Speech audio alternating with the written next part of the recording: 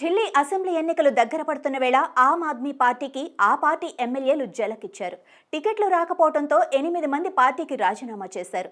పాలం seat MLA భావనా Gaur, ఇత్రిలోక్పురి MLA Rohit మహ్రోలియా, Janakpuri నుంచి రాజేష్ రిషి, కస్తూర్బా నగర్ నుంచి మదన్ లాల్, బిజ్వాసన్ నుంచి బిఎస్ జాన్, ఆదర్శ్ నగర్ నుంచి పవన్ శర్మ, మాదీపూర్ నుంచి గిరీష్ సోని, మెహ్రౌలి నుంచి నరేష్ యాదవ్ పార్టీతో సంబంధాలు తెంచుకున్నారు.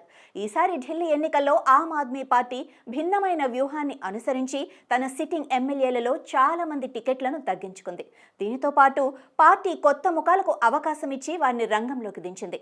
దీని తర్వాత కోపంగా ఉన్న 8 మంది ఎమ్మెల్యేలు ఎన్నికలకు ముందే పార్టీకి రాజీనామా చేశారు. ఈసారి యాప్ తన కిరారి ఎమ్మెల్యే టికెట్ను రద్దు చేసి బీజేపీ నుండి పార్టీలో చేరిన అనిల్ జూకు టికెట్ ఇచ్చింది. దీని తర్వాత టికెట్ రాకపోవడంతో ఎమ్మెల్యేలు రాజీనామా చేయడంపై యాప్ కిరారి ఎమ్మెల్యే రితురాజ్ గోవింద్ మాట్లాడుతూ, గత కొన్ని వారాలలో బీజేపీ నన్ను చాలాసార్లు సంప్రదించింది. వారు నాకు చాలా వస్తువులు ఇచ్చి నన్ను ఆకర్షించడానికి ప్రయత్నించారు, కానీ నేను వాటిని తిరస్కరించాను. అత్యాశ గలవాడు అందరూ కాదు అని అన్నారు. అందరినీ కొనలేడు. కేజ్రీవాల్ నాలాంటి సామాన్యుడికి 2 సార్లు టికెట్ ఇచ్చారు.